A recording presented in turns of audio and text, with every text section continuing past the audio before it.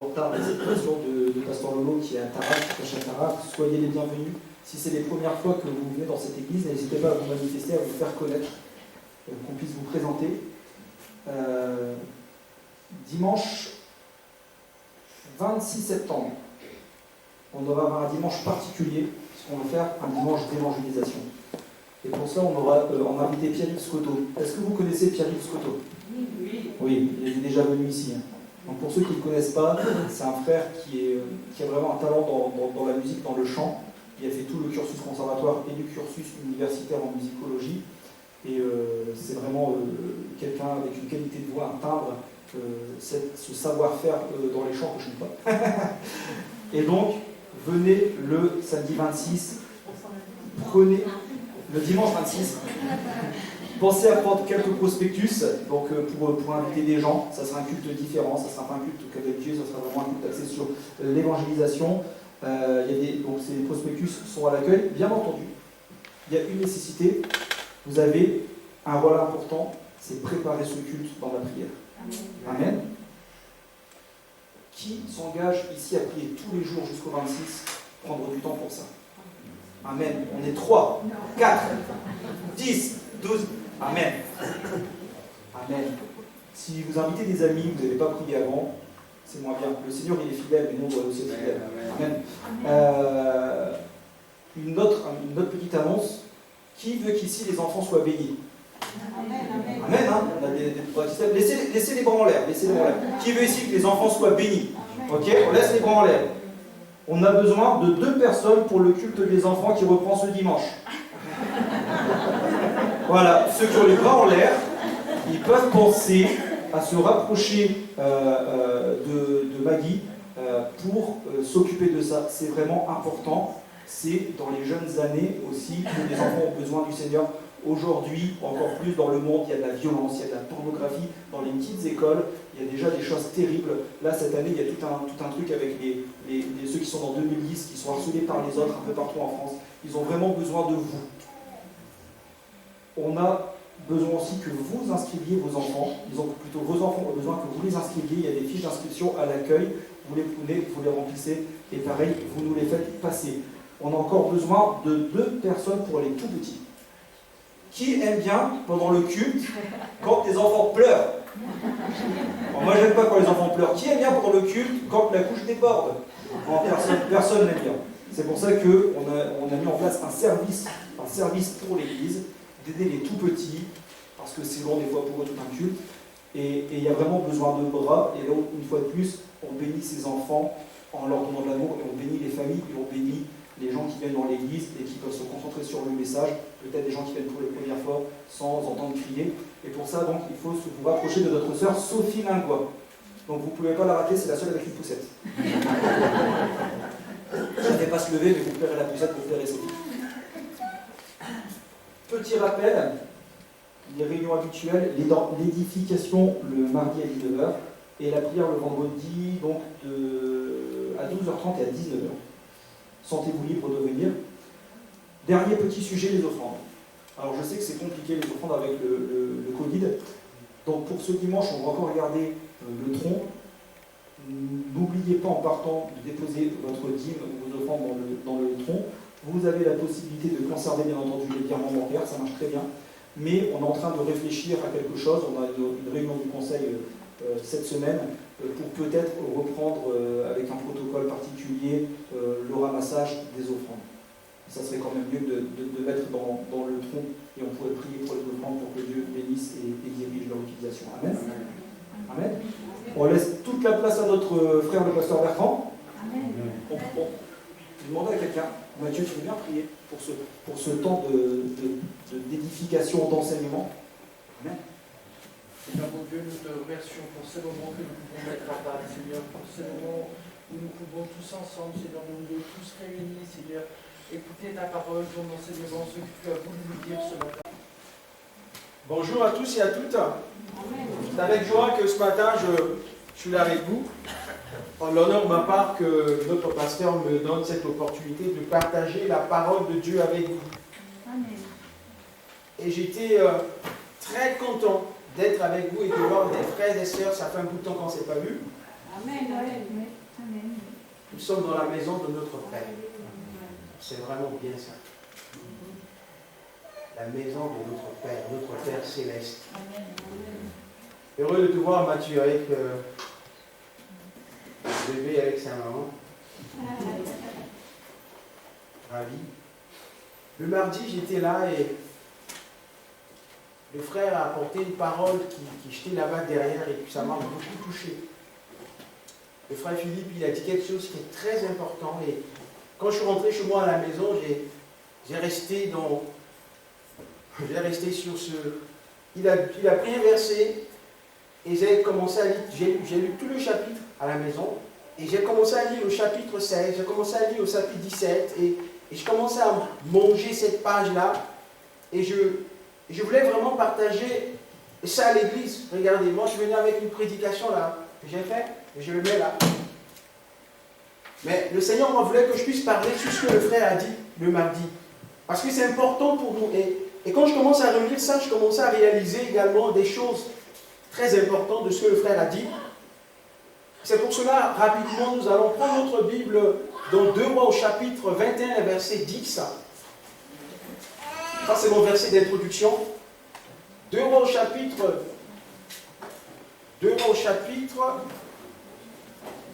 21 et les versets 10, 15.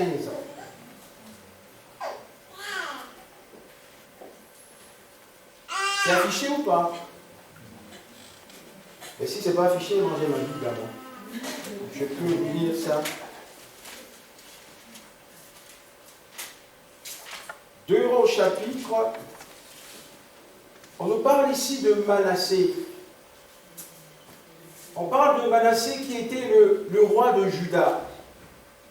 Et quand on voit ce leader, ce roi qui est devenu roi à l'âge de 15 ans, qui a régné pendant 5 ans. Mais ce roi a entraîné l'Israël dans l'idolâtrie, a plongé l'Israël dans l'idolâtrie. Vous devez savoir, je vous une parenthèse pour vous dire ce matin que quand on parle d'un roi, on parle de la tête. Quand on parle de la tête, on parle de l'Église. Quand on parle de l'Église, on parle également de la famille. C'est très important. Et dans la famille, on voit le papa, on voit la maman qui est là. Et vous devez savoir que si on construit mal notre famille, si on construit mal nos enfants, mais ça va se reproduire devant. On va voir le roi Manassé. Qu'est-ce que Manassé a fait? Manassé a entraîné Israël dans l'idolâtrie. Israël, c'est la lumière du monde, c'est le peuple où Dieu a choisi pour l'honorer, pour être la lumière du monde. Dieu a choisi l'Israël pour que l'Israël l'honore. Dieu a choisi l'Israël pour l'Israël l'honore. Et on voit là, le roi Manassé, il arrive. Qu'est-ce qu'il fait? C'est pour cela que ce matin, on doit prier pour nos leaders. On doit prier pour nos pasteurs. C'est pour cela que vous devez bénir le Seigneur de connaître l'Église. Là où vous êtes, vous avez un pasteur qui vous prêche la vérité. Un pasteur qui est bien dans la doctrine, qui enseigne la vérité de la parole de Dieu. Et quand on est sur l'Internet, parfois dans l'Internet, je réalise des choses, je dis à ma femme, je dis, mais il raconte quoi là ce gars? Et même quand on a fait la théologie, même, moi je me souviens, à l'école biblique, il y a des livres que je prends le livre, je suis en train de lire. Je dis, mais le gars, il raconte quoi là? Même quand je prépare les prédications, parfois je prends les commentaires, je suis en train de lire le commentaire, je dis, mais le gars là, il raconte quoi là?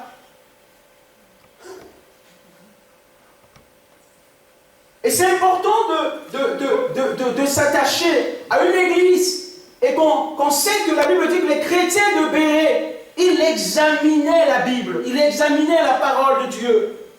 Ce n'est pas des chrétiens que tu viens ici, tu leur racontes des blablabla et ils vont être contents, dire Alléluia, gloire à Dieu. Non! C'est des chrétiens qui examinent la parole de Dieu.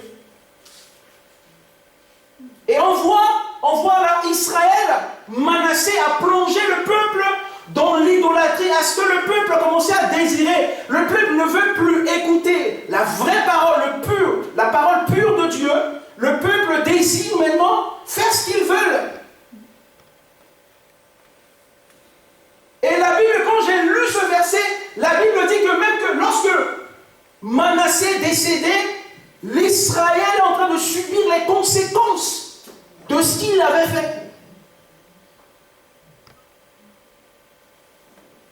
Les conséquences de ce que Manassé a fait. Manassé était parti, il est mort, il est décédé, mais Israël subissait encore les conséquences. Et c'est pour cela qu'il faut faire attention. Mes frères et sœurs, il y a des choses dans notre vie qui n'est pas négociable. La foi. Jésus a abandonné son trône de gloire et il est venu mourir à la croix pour nous. Notre foi est très importante qu'on ne peut pas négocier avec. Il y a des choses, si ça ne marche pas, même avec nos frères et sœurs, même avec nos frères biologiques, tu dis à ton frère, écoutez, ça, avec ma foi, ça ne va pas. Je t'aime, tu es mon frère, mais ça, non. Je t'aime, tu es mon frère, mais cette pratique, je ne le fais pas. Parce que ma foi en Jésus ne me permet pas de faire ça. Il y a des pratiques. Moi, je me souviens quand je me suis converti, parce que dans notre tribu, quand quelqu'un est décédé, on doit raser la tête de tout le monde. Je leur ai dit, écoutez, moi, vous ne me rasez pas la tête. Vous allez raser la tête de la personne qui est morte, mais pas moi. Parce que ma Bible me dit qu'on ne rase pas la tête. Donc il y a des pratiques là, dans nos familles, et il y a des choses qu'on ne doit pas accepter. Et on voit là, Manassé a plongé Israël dans l'idolâtrie. Et quand on va voir Jérémie au chapitre 15, c'est le verset que le frère a lu. Jérémie au chapitre 15, c'est le verset que le frère a lu le mardi, chapitre 15, verset, je pense, verset 18. Mais j'ai commencé à lire le chapitre 1. Vous savez ce que Dieu a dit ici, là, à Jérémie?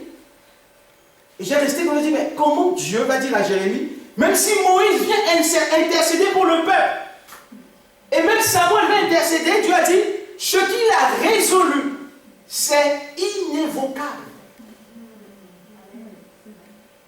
C'est inévocable. Ça veut dire que ça ne changera pas.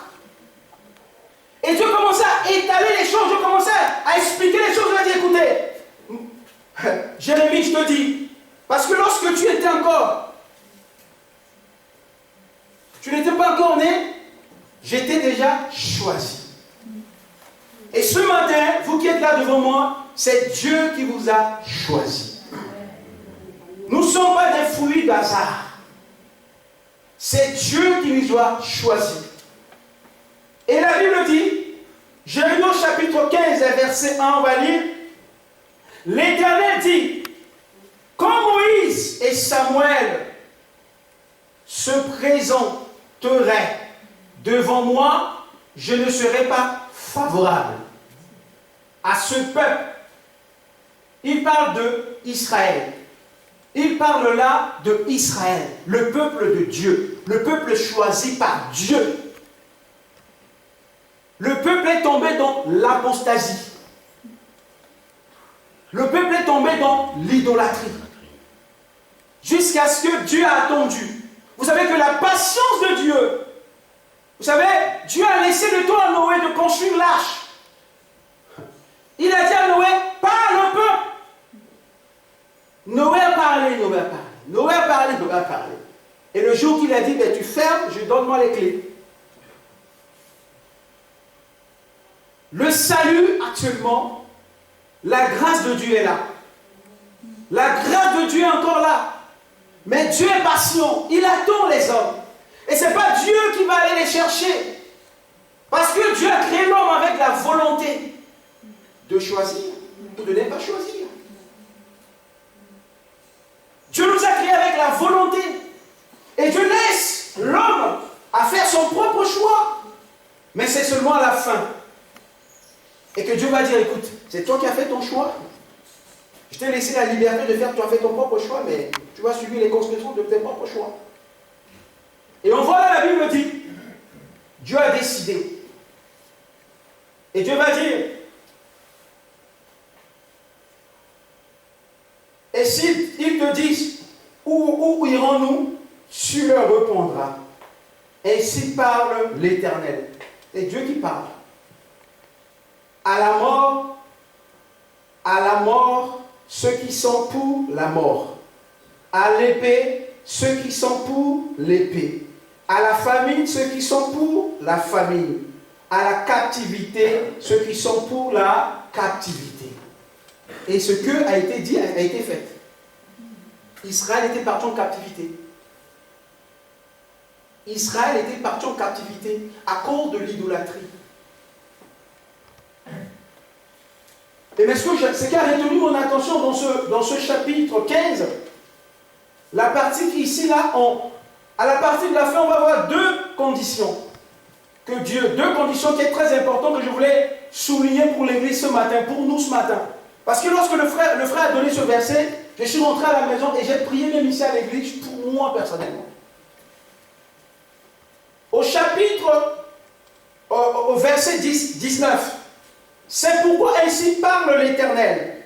Si tu t'attaches à moi, si tu t'attaches à moi, la Bible dit que l'homme quittera ses parents et s'attachera à sa femme. L'attachement à Dieu.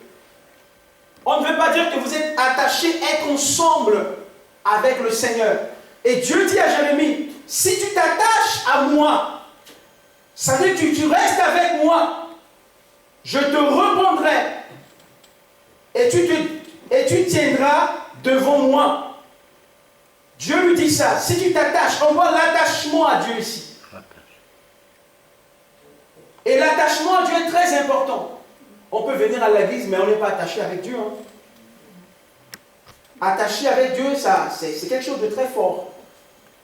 Attachement, quand on parle de l'homme s'attache avec sa femme, c'est que c'est pas quelque chose...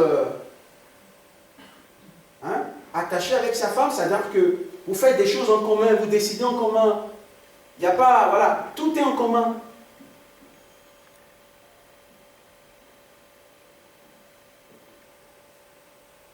Attaché. Si tu t'attaches à moi, ça c'est une condition-là, si tu t'attaches à moi.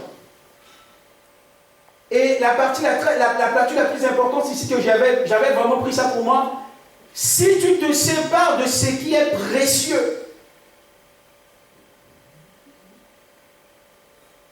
de ce qui est vil. Qu'est-ce qui est précieux pour nous? Qu'est-ce qui est précieux pour un chrétien? Jésus est précieux. Qu'est-ce qui est précieux dans ta vie? Qu'est-ce qui est précieux pour toi et tant qu'enfant de Dieu? La parole. Voilà, la parole, la vie de Dieu, la vie avec Dieu, ta vie de consécration. Quelque chose qui ne vient pas empiéter. Les choses viles, les choses sans valeur. Les choses qui ne vont pas contribuer à ta croissance. Les choses sans valeur, c'est des choses qui ne viendront pas t'aider à avancer avec Dieu. Les choses vides, c'est les choses qui vont venir empiéter sur ta foi, empiéter sur ta marche chrétienne, empiéter sur la volonté de Dieu, empiéter sur la direction de Dieu, empiéter sur ta marche avec Dieu, empiéter sur le service de Dieu. Les choses viles, c'est les choses qui vont prendre la place plus que Dieu. Et Dieu te demande ce matin de te séparer de ces choses viles. Dans une autre version, on dit que c'est des choses sans valeur. On dit que c'est des choses qui ne vont pas t'aider à avancer.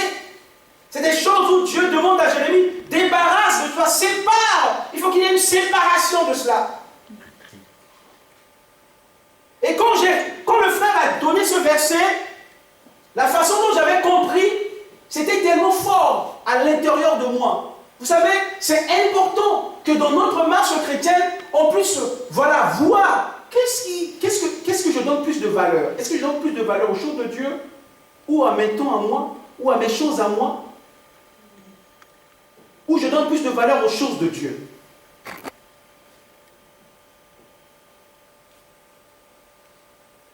Et Dieu dit, sépare. Si tu sépares, Dieu nous dit dis pas, c'est moi qui te demande, mais si toi, volontairement, tu te sépares de ces choses-là, et ces choses où tu sais que ça ne va pas te faire grandir dans ta marche chrétienne, si tu te sépares de ces choses,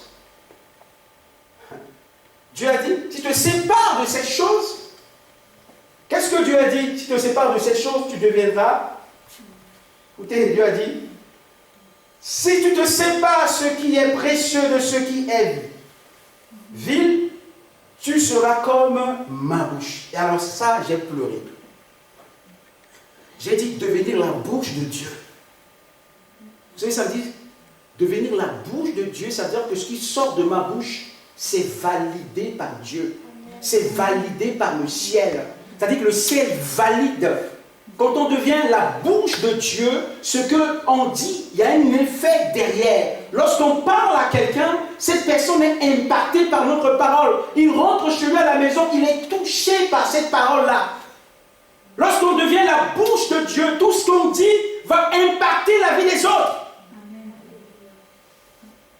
Dieu dit, si tu te sépares de ces choses-là, alors là, tu deviens ma bouche. La bouche de Dieu, la bouche divine. Ma bouche, à moi, Bertrand, devient la bouche de Dieu. Amen. Je me souviens un jour en Afrique, il y avait une sœur. Et cette maman-là, écoutez, cette maman, c'est une femme de prière. Elle a dit seulement quelque chose à quelqu'un. Elle a dit seulement une parole. Vous savez ce qui est arrivé derrière? Parce que lorsqu'on devient la bouche de Dieu, on peut dire des choses, ça peut faire mal aussi. Parce que quand on devient la bouche de Dieu, et c'est ce que Dieu veut que l'Église soit. Si vous le croyez ce matin. Le monde a besoin des paroles authentiques. Vous savez, ce qui va toucher les gens dehors, ce n'est pas des belles paroles. Mais notre bouche devient la bouche de Dieu, tout ce qu'on va dire est accompagné par la puissance de l'Esprit. Et la parole, une simple petite parole que vous allez dire, ça va rentrer dans le cœur de la personne et ça va lui parler à l'intérieur de lui-même. Et Dieu va dire que tu seras ma bouche. Et c'est à eux qui vont revenir à toi, mais ce n'est pas à toi de retourner vers eux. Je te rendrai pour ce peuple comme une forte muraille de reins. Ils te feront la guerre, mais ils ne te vaincront pas. Dieu rassure, Jérémie dit, ils vont te faire la guerre. Le peuple, ton peuple à toi, ton peuple à toi. C'est pas les gens qu'on voit là, c'est pas les gens de dehors qui vont faire la guerre à Jérémie, mais c'est son peuple, le peuple d'Israël. Parce que tout ce qu'il va leur dire, ils ne vont pas accepter. Mais Dieu a dit, ils vont te faire la guerre, mais ils ne vont pas te vaincre parce que je serai avec toi. Je serai avec toi. Dieu a rassuré Jérémie, a dit, écoute, ils vont te faire la guerre, mais ils ne vont pas te vaincre. Alors nous allons prendre la Bible pour faire une parallèle dans Jean au chapitre 15. Qu'est-ce que Jésus va dire à l'Église? Jean au chapitre 15, les versets 16. Jean au chapitre 15, les versets 16. Oh. Écoutez ce que la Bible dit. Ce n'est pas vous qui m'avez choisi. C'est Jésus qui dit ça. Mais c'est moi. C'est qui? C'est Jésus. Mais c'est moi qui vous a choisi. Comme je vous ai dit que Jérémie a été choisi comme le prophète de Dieu, c'est Dieu qui l'a choisi. Et nous qui sommes là ce matin, c'est Dieu qui nous a choisis. On ne vient pas de nulle part, mais on vient dans l'omniscience de Dieu, dans la volonté divine de Dieu. Dieu a jeté un regard favorable sur nous. Et il nous a appelés.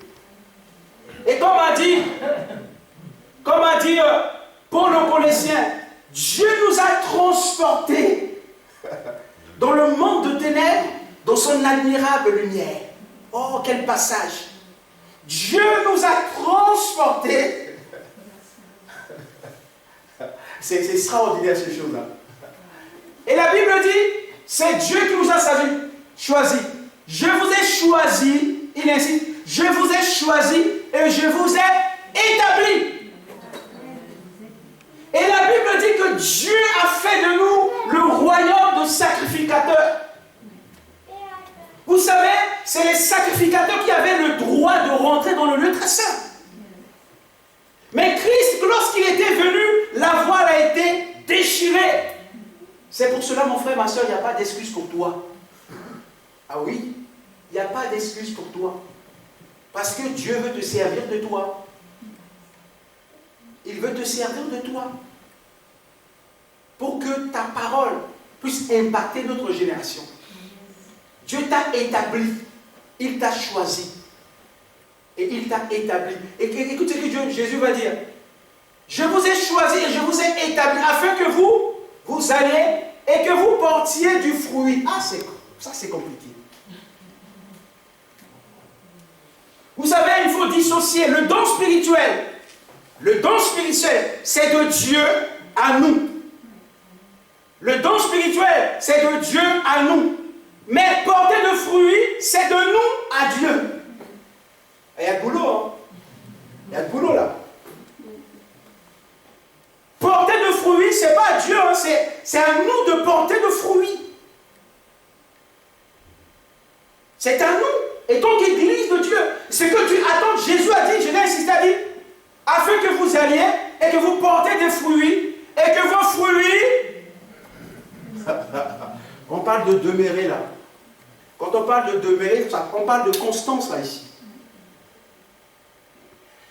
Que nos fruits demeurent, ça veut dire que chaque année, il est là. Demain, tu viens, il est là. Le fruit qui demeure. On parle d'une vie chrétienne stable, avec les qualités, avec des choses. Jésus nous demande de porter de fruits. De porter de fruits. De quels fruits? Des fruits qui demeurent. C'est pour cela qu'il dit quelque part que porter des bons fruits pour la produisez des bons fruits pour la repentance. Et là, il nous demande de porter du fruit et que vos fruits demeurent, afin que vous demanderez au Père au nom de qui? Il vous. Voilà. Non.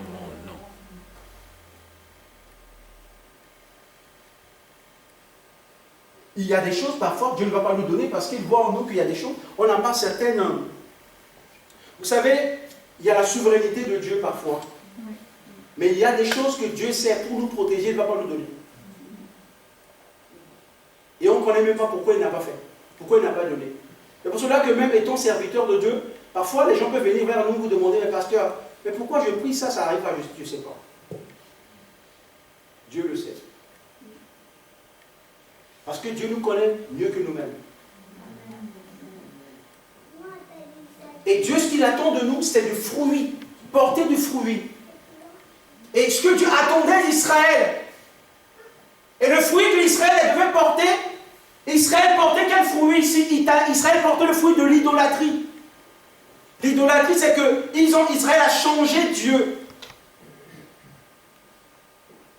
Jésus ne veut pas que quelqu'un vienne prendre sa place.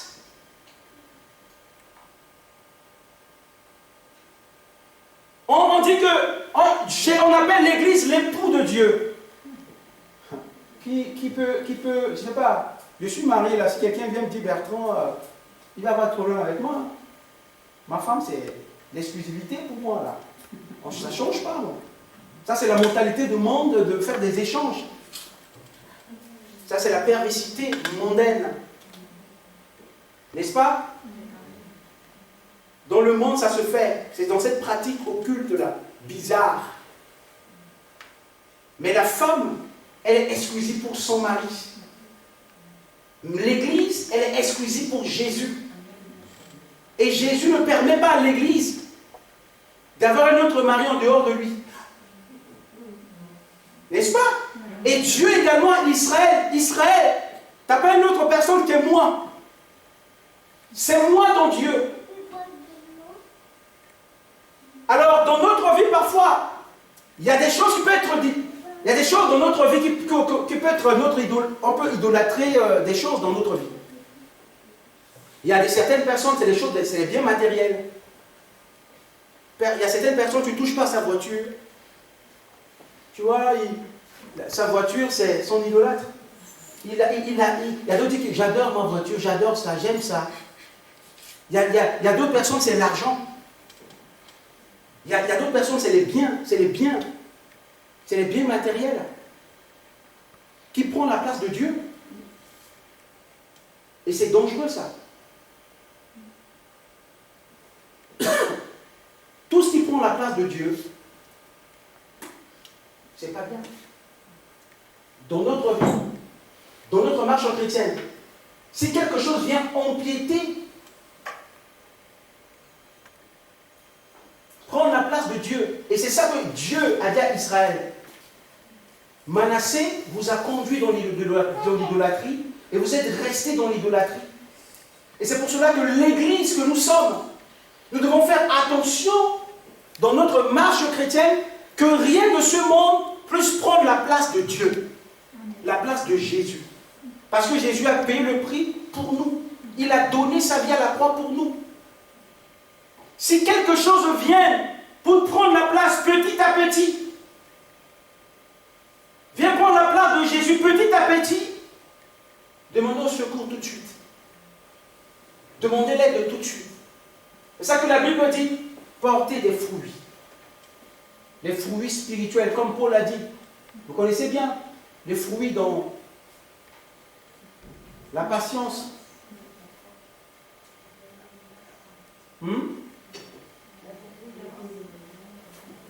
Portez des fruits.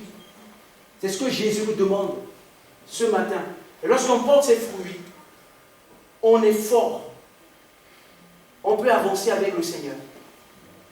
Et c'est pour cela qu'on va voir que Israël est tombé dans l'idolâtrie. À cause de Manassé. Mais nous aujourd'hui,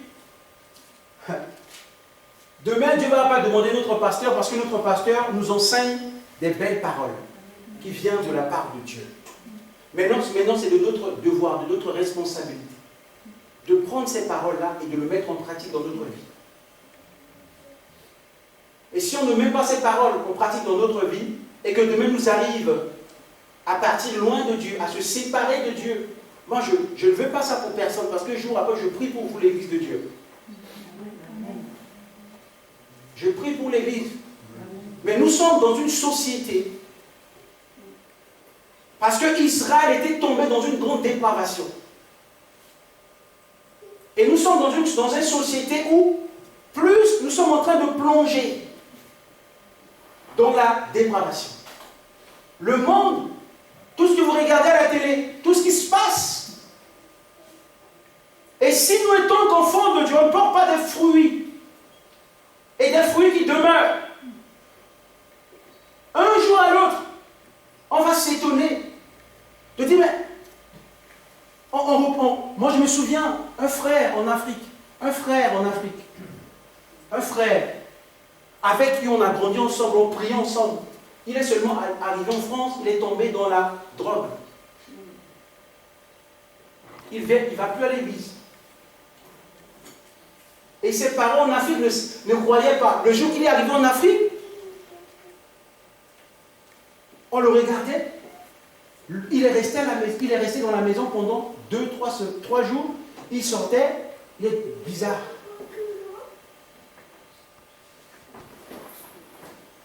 Porter les fruits qui demeurent, les frères et sœurs. Parce que nous vivons dans un monde où, si on ne fait pas attention, on peut basculer de l'autre côté. La tentation est là, la séduction est là. Et ce que Dieu nous demande ce matin, de porter de fruits. Porteur de fruits, ce n'est pas quelque chose de facile, frères et sœurs. Il y a des choses en nous, quand Dieu veut traiter, ça fait mal. Il y a des choses que Dieu veut qu'on puisse abandonner. Il y a des choses que Dieu demande qu'on puisse laisser tomber, afin que le don, le fruit de l'esprit se manifeste dans notre vie, dans notre caractère. Ça fait mal. Moi, je partageais ça avec un ami pasteur, je dis, vous savez, dans le mariage, Dieu a utilisé le mariage pour traiter nos caractères. Mais je vous dis la vérité.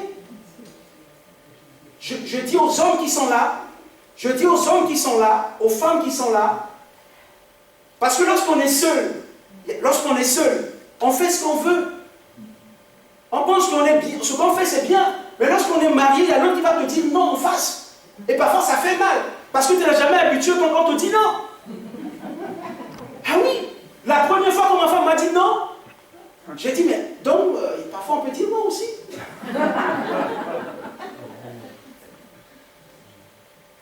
Il y a des choses, moi Bertrand, là, je vous parle ce matin, que je faisais, que je ne fais plus. Je peux aller quelque part, me dire non, je suis là, je mange. Mais l'autre jour, on était arrivé chez le pasteur, j'ai dit, appelle d'abord ma femme si elle va demander que je mange ici. Mais au fait, c'est des petites choses, mais c'est important. Mais c'est important, mes frères et sœurs. Mais Dieu utilise ça pour traiter nos caractères, pour travailler dans notre cœur. Ah ben oui. Et si on ne pense pas qu'on est marié seulement parce que non, Dieu va utiliser, parce que pour nous préparer, pour rentrer au ciel. Ah oui. Ah oui. Et également, on va porter le fruit de l'esprit. Si on n'est pas patient, on va être patient. Vous voyez un peu? Ah, c'est dur pour moi, la patience, un peu. Je confesse devant les sœurs. On va au supermarché et je suis avec le caddie et il faut que je regarde, ça traîne trop. Ça traîne, je peux plus. 20 minutes, 30 minutes, 40. Mais Dieu m'a traité avec ça. Et mais c'est des choses, parfois on prend ça de la négligence, mais Dieu travaille dans notre caractère comme ça. Pour certaines personnes, c'est, je ne sais pas, pour toi, je ne sais pas. Mais c'est comme ça. Parce que Dieu va utiliser ton épouse, ton mari, pour te traiter. Il ne va pas le venir, mais il a mis quelqu'un à côté de toi. Parce que tu viens le dimanche, là, tu commences à prêcher. Elle va te regarder. Pour rentrer à la maison, elle dit, ah ben t'as bien monté à l'église quand même. Hein?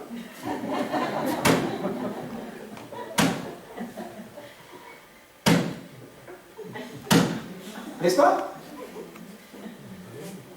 Ah oui, hein? Il y a des choses qu'on dit devant l'église. On rentre à la maison.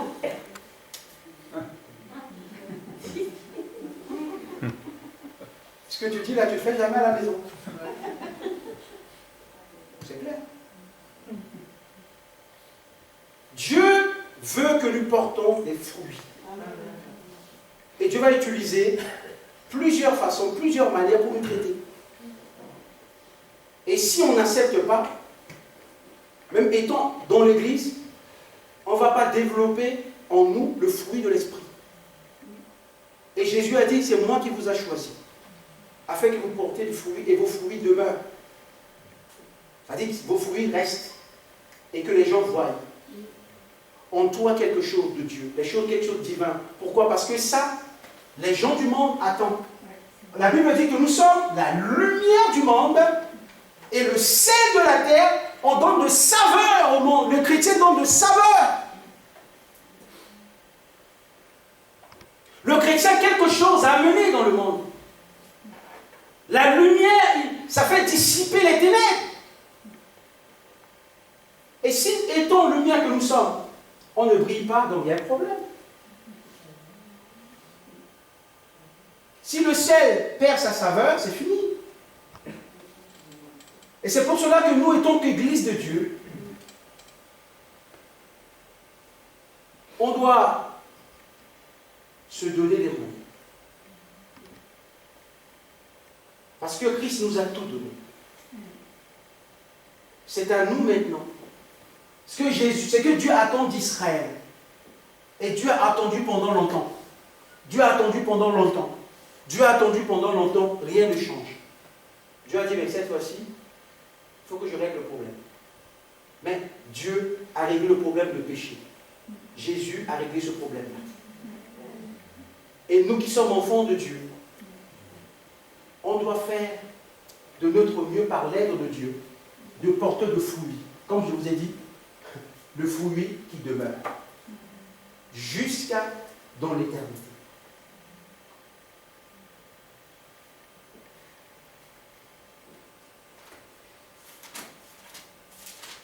Porter le fruit qui demeure. Et pour conclure, la Bible dit,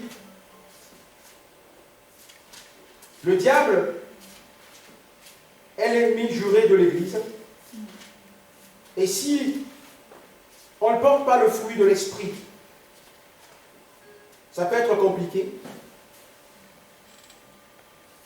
Jean chapitre 10, verset 10, la Bible dit, le voleur ne vient que pour dérober, égorger et détruire. Moi, je suis venu afin que vous puissiez, afin que les brebis aient la vie et qu'elles soient dans l'abondance. C'était le but. Dieu était le berger d'Israël. Dieu voulait que Israël porte de fruits. Dieu veut de l'abondance d'Israël. Dieu veut l'abondance pour dans son Église. Dieu veut l'abondance pour nous. Mais il y a l'ennemi de nos âmes qui est là. Et c'est pour cela que c'est important pour l'Église de porter de fruits. C'est notre part de responsabilité. Le fruit de l'esprit, ce n'est pas le don spirituel. Le don spirituel, c'est ce que Dieu nous donne. Mais Dieu nous demande le fruit de l'esprit. Et c'est là où c'est compliqué. Et c'est dans la prière. Il y a des choses qu'on doit prier pour que le Seigneur nous fasse grâce. Si on n'arrive pas, on dit, Seigneur, aide-moi. Il y a des choses en moi que je veux que tu m'aides à abandonner, à me séparer, à te laisser, à laisser. Parce que plus que nous laisser ces choses prendre place dans notre vie, plus que ces choses peuvent nous amener à côté, peuvent nous basculer de l'autre côté. Alors ce matin, j'aimerais prier. Prier pour toi. Prier pour nous. Israël est parti à la captivité. Bien que la grâce de Dieu était là. Vous voyez, Dieu avait donné tout au peuple. Mes frères et sœurs, c'est pour cela que même étant parents parfois, vous donnez tout à vos enfants. Ça vous arrive? Donnez tout à votre enfant. Et votre enfant fait des choses, parfois vous le regardez, vous dites, mais j'ai tout fait pour lui. Pourquoi il fait ça? J'ai tout fait pour lui, mais pourquoi il me fait ça? J'ai tout fait pour lui, mais pourquoi il se comporte comme ça? Et Dieu également, c'est ce que parfois il me dit, mais j'ai fait tout pour ça. Jésus dit, mais j'ai fait tout pour mon Église. J'ai donné ma vie pour mon Église. Nous sommes en train de traverser des temps difficiles. Et que l'Église doit porter des fruits. Et le fruit de l'Église va impacter la société. Ce n'est pas la société qui va nous impacter, mais c'est à nous d'impacter la société. Ce n'est pas à nous d'imiter la société, mais c'est la société qui doit nous imiter. On ne doit pas faire comme la société. Jésus a dit, donnez à César ce qui est à César et à Dieu ce qui est à Dieu. Jésus a bien dissocié les choses. Il a dit, à Dieu ce qui est à Dieu, à César ce qui est à César. C'est-à-dire que ce qui est à Dieu n'est pas négociable. C'est ça qu'il a dit à Pilate. Pilate lui dit, mais j'ai le droit. Il a dit, tu n'as pas le droit, je donne ma vie, je le donne.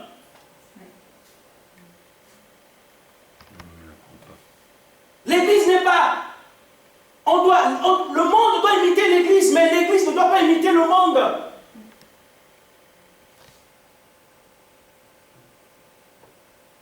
C'est important pour nous, frères et sœurs. C'est pour cela que le fruit de l'esprit, la patience, la persévérance. Toutes ces choses vont nous aider à grandir et à rester attachés à Dieu.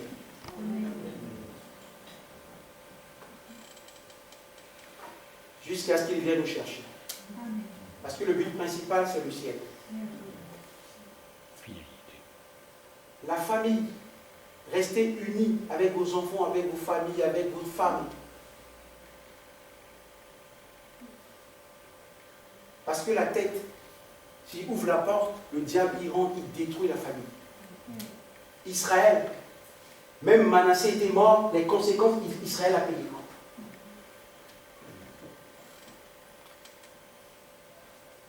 Restez unis pour la direction du ciel. C'est le but principal. Est-ce qu'on peut prier ce matin? Dieu veut faire de nous sa bouche. Ce n'est pas seulement Bertrand qui prend le micro ici, non. Dieu veut faire de l'Église sa bouche. Parce que Jésus est mort à la croix pour l'Église, pas pour Bertrand. Et Dieu veut se servir de l'Église, de son Église, pour impacter les nations, pour impacter la France. Et cette personne, c'est toi, qui est devant moi ce matin. Et Dieu veut te servir de toi. Il va dire, ah mais, les pasteurs disent, Dieu va te servir de nous, mais ce n'est pas le pasteur qui va se servir de toi, mais c'est Dieu. Mais maintenant, ce que Dieu te dit de faire, fais-le. Et tu le feras. Amen. Amen. Ce que Dieu te demande, fais-le, tu vas le voir. Prie, cherche ses Dieu. Tu vas être, après quand tu vas dire, eh pasteur, j'ai parlé à cette soeur-là, elle m'a dit, mais ce que tu me disais, pasteur, c'est tout ce que j'ai vécu pendant cette semaine. Ah oui, mais c'est ça la bouche de Dieu. Vous parlez à quelqu'un, il vous dit, mais ce que vous êtes en train de dire, c'est ce que je suis en train de vivre. Mais c'est ça la bouche de Dieu. Et le monde a besoin de ça. C'est pour ça que Dieu veut se servir de toi. Même dans ton travail, avec tes collègues, Dieu va t'utiliser. Est-ce qu'on peut prier pour toi? Oui. Vous le prenez. Parfois, vous ne fermez même pas les yeux. Vous ne fermez pas les yeux pour faire la prière. Vous dites, Seigneur, bénis-le. Et il rentre chez lui à la maison, il a la solution. Mais c'est ça la bouche de Dieu, mes frères et sœurs.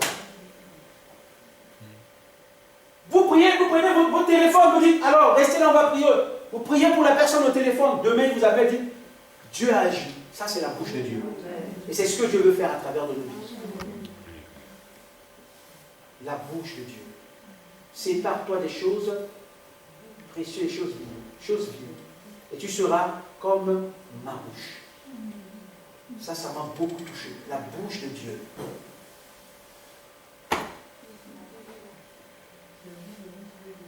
La bouche de Dieu. Moi, je vais être la bouche de Dieu. Moi, Bertrand, je vais être la bouche de Dieu. Pour ma génération. Que Dieu se sert de moi pour parler aux gens, pour ramener les vies à lui. On va s'incliner la tête. Et le premier chant que le frère avait chanté, c'était très bien. Est-ce que vous pouvez venir, s'il vous plaît, chanter ce chant, après on va prier. On va prier ce matin pour nous-mêmes. On va prier pour notre famille, pour notre vie. Demandons au Seigneur de nous garder dans ses voies. Demandons au Seigneur.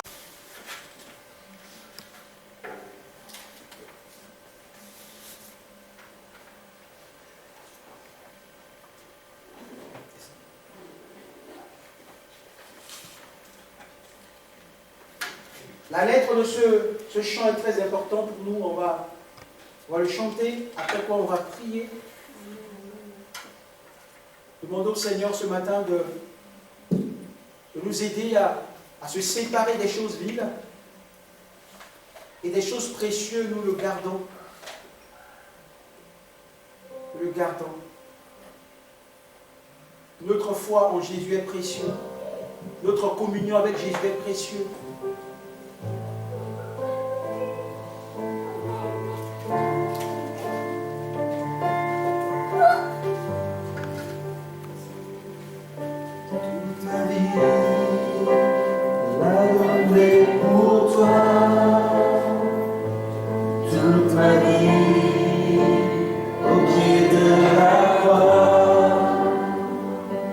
Toute ma vie marcher dans tes voies toute ma vie, à rester près de toi. Et même si la tempête fait rage et que mes vents me font perdre courage, je m'appuie sur le rocher. Aucune montagne ne pourra m'arrêter. Toute ma vie, la donner pour toi. Toute ma vie, auprès de la croix. Toute ma vie, à marcher dans tes voies.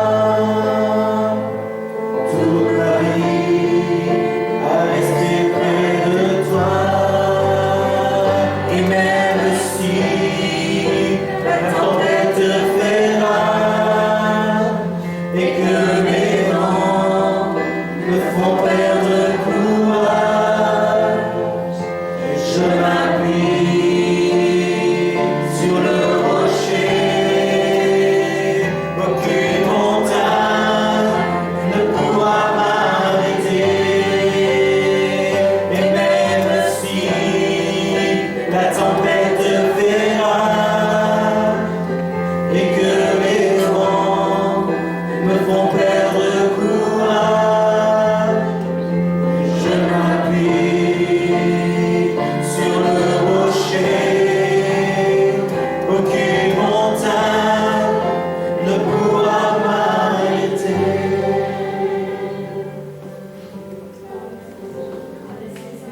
Notre Père, nous sommes devant toi ce matin. Jésus. Israël a été un peuple choisi par toi pour être la lumière des nations, la lumière du monde. Israël a été tombé dans l'apostasie jusqu'à été allé en captivité. Mais par ta grande miséricorde, tu l'as délivré contre la main de Pharaon. Tu l'as conduit de selon ta volonté. Nous prions ce matin, Seigneur, pour l'Église, parce que tu as donné ta vie à la croix pour nous. La Bible déclare que tu as abandonné ton trône de grâce. La Bible dit que tu t'es identifié à nous, Seigneur. Tu as porté, Seigneur, notre souffrance sur toi. Tu es allé à la croix et tu as donné ta propre vie pour nous. Le désir de ton cœur est de nous voir dans la joie. Le désir de ton cœur de nous voir heureux, Seigneur. Comme nous venons de chanter, nous voulons rester sur ta voie jusqu'à ce que tu viennes nous chercher. Alors je prie ce matin, Seigneur, pour l'Église. Je prie pour ton peuple ce matin. Aide-nous à produire des fruits, Seigneur. Des fruits qui demeurent. Aide-nous à grandir avec toi, Seigneur. À rester, Seigneur, avec toi. Parce que comme tu as dit à Jérémie, que sa bouche devienne ta bouche. Seigneur, lorsque nous parlons de toi et que les vies soient touchées. Oh, je prie ce soir, Seigneur, pour l'Église, ce matin pour l'Église. Bénis mon frère, bénis ma soeur. Que ta grâce soit sur nos vies ce matin. Et bannis tout ce qui n'est pas de toi, Seigneur, sur nos chemins. Parce que nous te disons encore ce matin que nous t'aimons. Tu es la seule raison de vivre pour nous. J'abandonne mes frères et sœurs à toi. Aide-les. Donne-leur la force à rester debout. À rester debout. Et à porter des fruits, Seigneur, qui t'honorent. Dans le nom de Jésus-Christ. Dans le nom de Jésus. Bénis ton peuple ce matin. Et fais du bien à nos âmes. Bénis cette semaine. Bénis nos familles respectives. Et garde-nous en toi, Jésus-Christ, notre Seigneur et Sauveur. Amen. Amen. Amen. Le Seigneur nous accompagne, nous protège. Amen.